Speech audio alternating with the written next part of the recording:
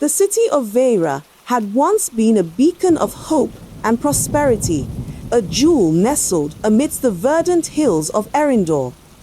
Its tall, majestic towers reached toward the heavens, their silver spires glinting in the sunlight.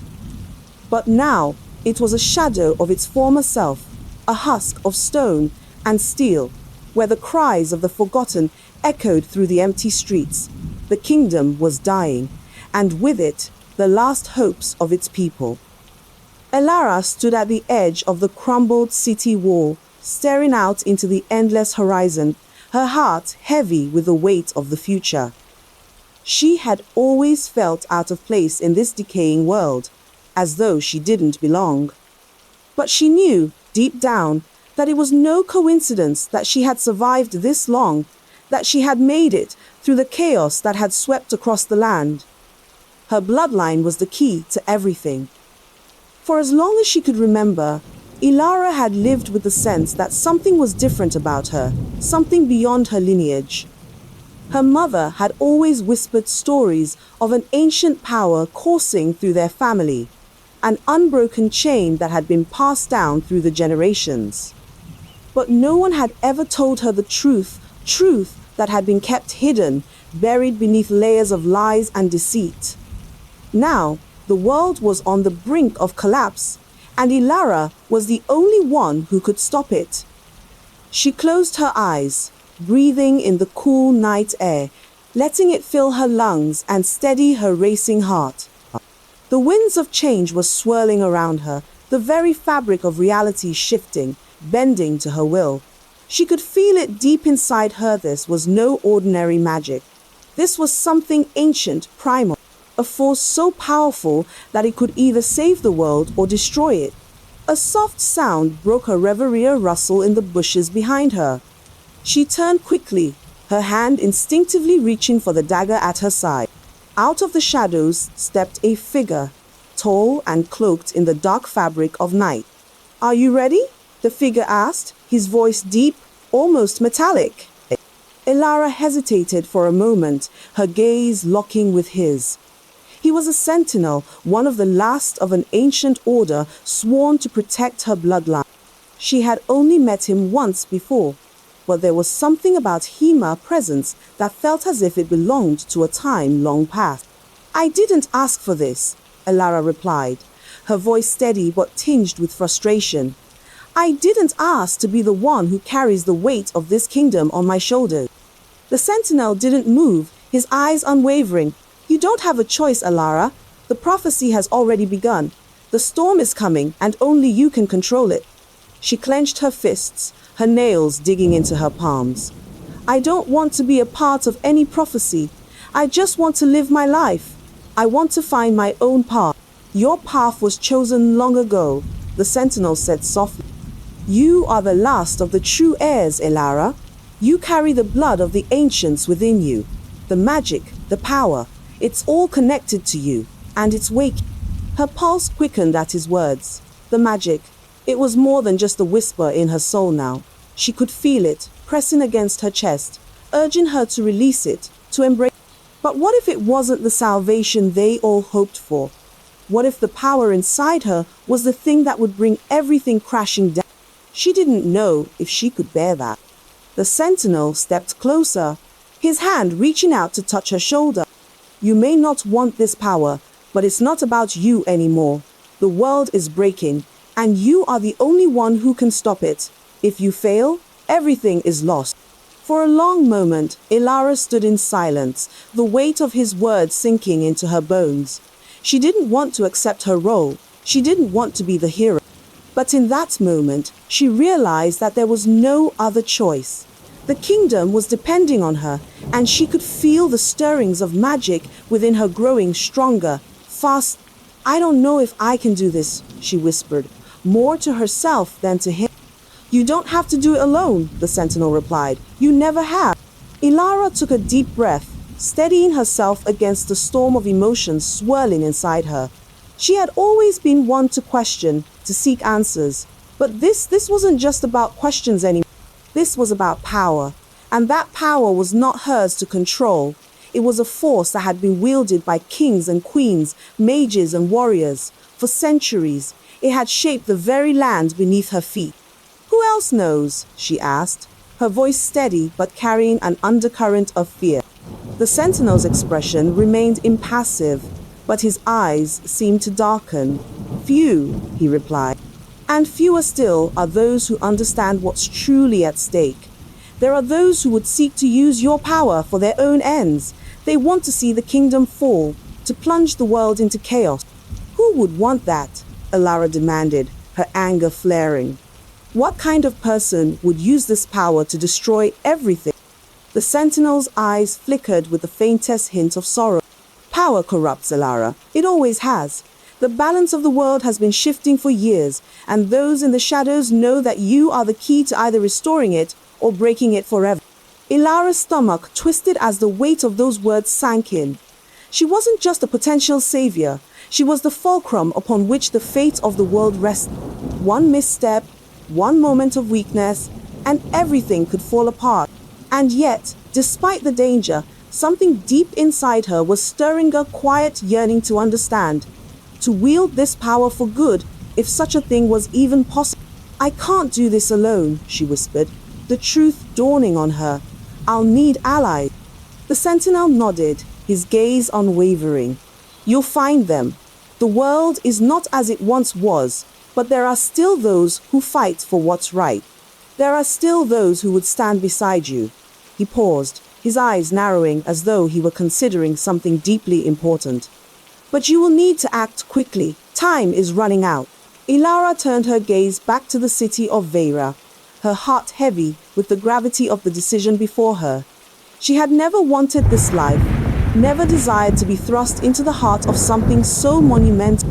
But there was no turning back now. The storm that had been brewing for years was finally reaching its peak, and she could feel the edges of it brushing against her, urging her to step into the unknown. "I'll do it," Ilara said, her voice firmer than she felt. "I'll do what needs to be done." The sentinel nodded once, a faint trace of approval in his eyes. "Then, let's begin." The journey ahead would be long and treacherous, filled with dangers that Ilara couldn't yet fathom. She knew that the path to saving her kingdom, her world, was not a simple one. It would require more than just strength. It would require trust, loyalty, and the courage to make impossible choices. As she followed the sentinel through the streets of Veira, the city she had once called home, Ilara couldn't help but feel the weight of her destiny closing in around her. Every step she took felt heavier than the last, as though the very earth beneath her feet was testing her resolve. She had no choice but to continue. There was no other option. Ahead, in the shadows, something stirred. Ilara's heart skipped a beat. She had felt it before, the strange pull of magic in the air. But now it was stronger, more insistent. A whisper in the dark, a promise of something ancient and powerful. "We're being watched," she murmured, her senses alert. The sentinel stopped, his posture rigid. "Stay close," he said in a low voice. "There are enemies in the city. We need to be careful." Without another word, he reached into his cloak and produced a small glowing orb, which he pressed into Ilara's hand. The orb hummed with energy, and she felt a strange warmth spread through her fingers. It was unlike anything she had ever felt before, almost as though the orb itself was alive, its magic connecting with hers. "What is this?" she asked, her voice tinged with awe. "It's a token," the sentinel replied. "A piece of the old magic. It will guide you when the time comes, but you must use it wisely." As they moved deeper into the city, Ilara could feel the tension mounting. It was as though the very air around them had become thick with anticipation. She couldn't shake the feeling that they were being watched, that eyes unseen but ever present were tracking their every move. They rounded a corner, and suddenly the streets ahead of them were bathed in an eerie glow. Strange, flickering lights illuminated the cracked cobblestones, casting long, distorted shadows. The city was still, too still, as though it were holding its breath. And then, from the shadows, a figure stepped forward, a woman, tall and cloaked in a robe of blackened silver, her face hidden beneath the hood. Elara, the woman said, her voice smooth and cold. I've been waiting for you. Elara's heart skipped a beat at the sound of her name. The figure standing before them seemed to exude an aura of ancient power, a presence that sent a chill crawling up Elara's spine. She instinctively gripped the orb the sentinel had given her, feeling its warmth against her palm, a small comfort in the face of the unknown. The woman's hood shifted slightly, revealing a pair of piercing, silver-gray eyes that glimmered with a knowing, unsettling light. She studied Elara for a moment, her gaze unreadable, before speaking again. I know what you are, the woman said, her voice like ice. I know what you carry inside you. Elara's pulse quickened. What do you want? She demanded, trying to steady her breath despite the unease that crawled through her veins. The woman's lips curved into a faint, cryptic smile. What I want is irrelevant. What you need to understand is that the power you have, she gestured with a flick of her hand. It is not something that can be controlled, not by you, not by anyone. It will consume you, Elara. You cannot fight it. Elara's grip on the orb tightened. You don't know me. You don't know what I'm capable of. The woman tilted her head slightly, her smile never faltering. Oh, I know more than you realize. I've seen the threads of fate weave around you, seen the choices you will make, the destruction that will follow.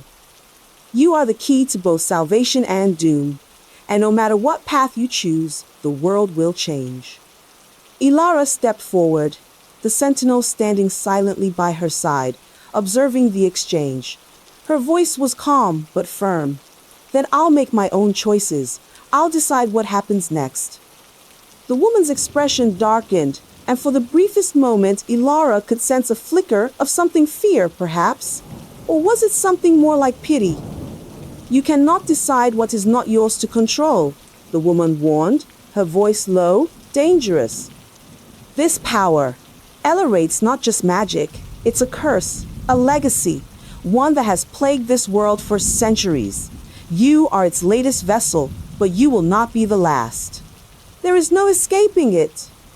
For a moment, silence fell over them all, thick and oppressive. Elara stood still, her mind racing, trying to piece together the woman's words. The fear that had gripped her heart began to shift into something else, deeper resolve, perhaps even defiance. She wasn't about to let some cryptic stranger tell her how her story would end. I don't believe you, Elara said, her voice steady, though a part of her trembled under the weight of the unknown. I'm not going to let this power destroy me. I will use it for good, to protect what matters. I won't be a puppet of fate. The woman's lips parted slightly, her eyes narrowing as if sizing Elara up. You think you have a choice? She asked, her voice dripping with disdain. You think you can control a storm with nothing but your bare hands? Power this ancient does not bend to mortal will. I'll find a way, Elara replied, her tone fierce now. I will. You're wrong about me. For a long moment, the woman said nothing, her eyes boring into Elara's as if she was seeing straight through her. Then, with a slow, deliberate motion, she raised a hand, her fingers tracing an intricate symbol in the air. The glow of the surrounding lights flickered and shifted, casting long, dancing shadows that seemed to stretch and warp unnaturally. You'll find your way, the woman said, her voice softening, almost amused. But remember this, Elara, power is not something that can be taken lightly. It will take more from you than you are willing to give. And when the time comes, when it calls for you, you won't be able to turn away. Before Elara could respond, the woman turned on her heel and vanished into the shadows, leaving behind only the faintest echo of her voice. Remember what I've said. Elara stood frozen in place, her thoughts a whirlwind. The sentinel, who had remained silent during the exchange, finally spoke. Do not listen to her, he said quietly, his voice firm. She is an agent of those who would see the world broken. You have more allies than you realize. But we must move quickly. We cannot stay here much longer. Elara nodded. though a part of her couldn't shake the feeling that the woman's words had somehow burrowed deep within her. She could feel the weight of the decision ahead pressing against her chest, and for the first time she wondered if she truly understood the scope of the power she was about to wield. "We need to find the others," she said, more to herself than to the sentinel, "the ones who will fight with me." The sentinel's gaze softened, but his expression remained serious. "They are out there. We'll find them. Together."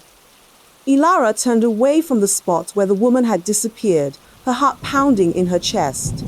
Her journey was just beginning, and she had no idea where it would lead, but she would not be swayed. She would forge her own path. The storm was coming, and Ilara was ready to face it. As Ilara and the sentinel made their way through the dimly lit streets of Veira, the city seemed different now. It was as though the very air had changed, charged with a new kind of energy. Ilara couldn't help but feel the weight of her choices pressing down on her. But she knew one thing for sure. She was no longer the same girl who had stumbled into this adventure. She was something more. And she would not let fear or fate decide her future.